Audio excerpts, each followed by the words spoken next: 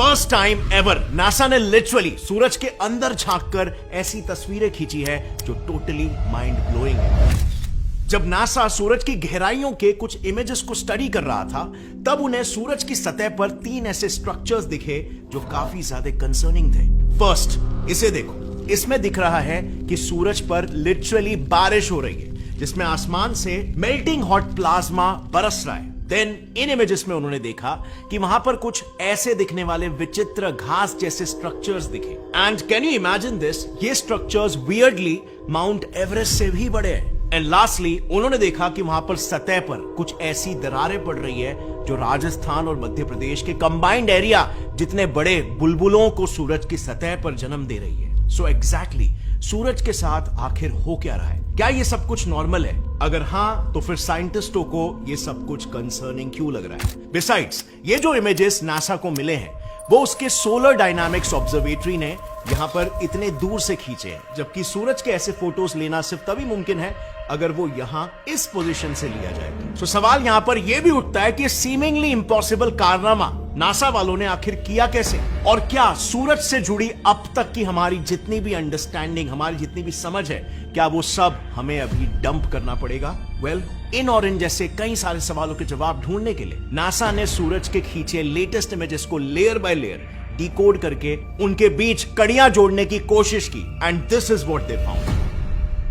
दरअसल साइंटिस्टों को पता था कि सूरज और उसके इर्द गिर्द के वातावरण में कुछ तो ऐसी गतिविधियां हो रही है जो भविष्य में पृथ्वी को बड़ा नुकसान पहुंचा सकती है, क्योंकि इन गतिविधियों से बने सोलर फ्लेयर्स की वजह से 2022 में इलॉन मस्क के एक नहीं बल्कि 49 स्टारलिंक सैटेलाइट्स इनके चपेट में आकर वापस पृथ्वी के एटमॉस्फेयर में जाकर गिर गए थे। 2023 में तो 1 बिलियन हाइड्रोजन बॉम्ब्स जितना ताकतवर सोलर फ्लेयर के कुछ अंश नॉर्थ अमेरिका में गिर गए थे, जिसकी वजह से वहां के सारे कम्युनिकेशंस ठप हो गए थे और most of the north American continent को ब्लैकआउट का सामना करना पड़ा। इनफैक्ट 1580 से लेकर आज तक कुल मिलाकर 33 टाइम्स सूरज ने पृथ्वी पर ऐसे सोलर फ्लेयर्स फेंके हैं, जिसकी वजह से पृथ्वी और उस पर मौजूद टेक्नोलॉजी को भारी नुकसान उठाना पड़ा है। अब ऐसा ही कुछ फ्यूचर में ना हो, इसीलिए नासा और ईएसए ने सूरज को करीब जाकर स्टडी करने की सोची, ताकि वो उसमें हो रहे एक्टिविटीज को डिटेल में स्टडी करके उसके पृथ्वी से टकराने के समय को ज्यादा एक्यूरेटली प्रेडिक्ट कर सके। और इसीलिए फिर दोनों स्पेस एजेंसीज ने साथ मिलकर 2010 में मर्क्यूरी के भी आधे डिस्टेंस पर सूरज की ऑर्बिट में एक मिशन लॉन्च किया कॉल्ड सोलर डायनामिक्स ऑब्जर्वेटरी। इस मिशन का मेन ऑब्जेक्टिव था सन को अलग अलग इलेक्ट्रोमैग्नेटिक वेवलेंथ्स पर स्टडी करना। अलग अलग वेवलेंथ्स इसीलिए क्योंकि जैसे पृथ्वी के ऊपर एटमॉस्फेयर के लेयर्स होते हैं, वैसे ही सूरज पर भी काफी सारे लेयर्स हैं।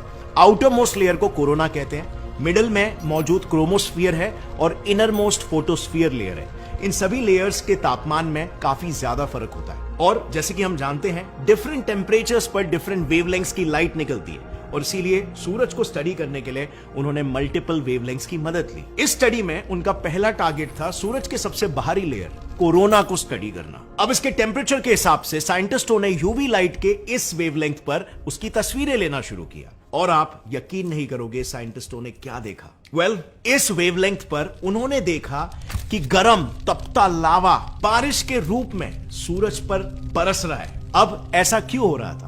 इसके लिए जब उन्होंने गहराई से जांच की, तब उन्हें पता चला कि कोरोना में हो रहे एक बड़े प्रोसेस का एक छोटा सा पार्ट है। एक्चुअल में होता क्या है ना, सूरज पर मौजूद प्लाज्मा यानी चार्ज पार्टिकल्स का सूप जब उसके स्ट्रॉन्ग मैग्नेटिक फील्ड के कांटेक्ट में आता है, तब ये मैग्नेटिक फील्ड उस प्लाज्मा को बाहर फेंक देता है, क्योंकि जैसे ही moving charge particles magnetic field के कांटेक्ट में आते हैं, वैसे ही मैग्नेटिक फील्ड उस पर एक फोर्स अप्लाई करती है और उसे बाहर की तरफ फेंक देती है।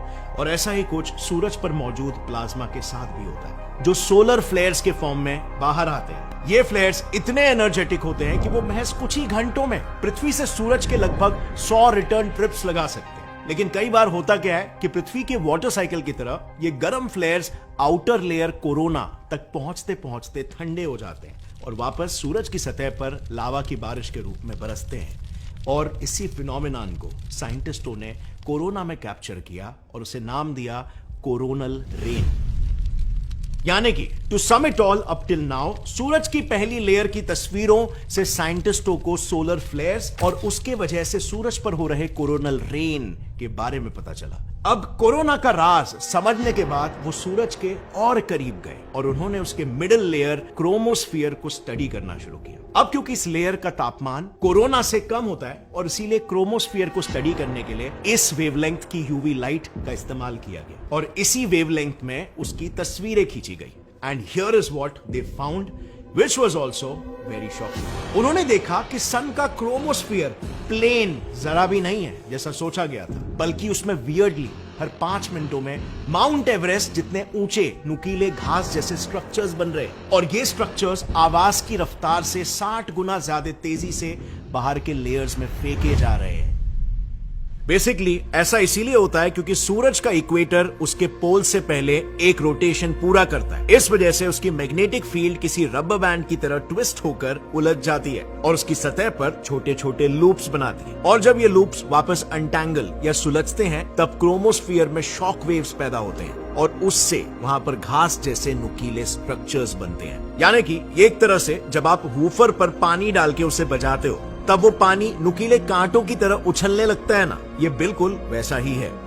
इस लेयर की तस्वीरों से साइंटिस्टों को सूरज के क्रोमोस्फियर में बने घास जैसे स्ट्रक्चर्स का राज पता चला। अब बारी थी उसके नेक्स्ट लेयर यानी फोटोस्फियर को स्टडी करने की। इसे देखने के लिए साइंटिस्टों ने फिर एक बार लाइट के वेवलेंथ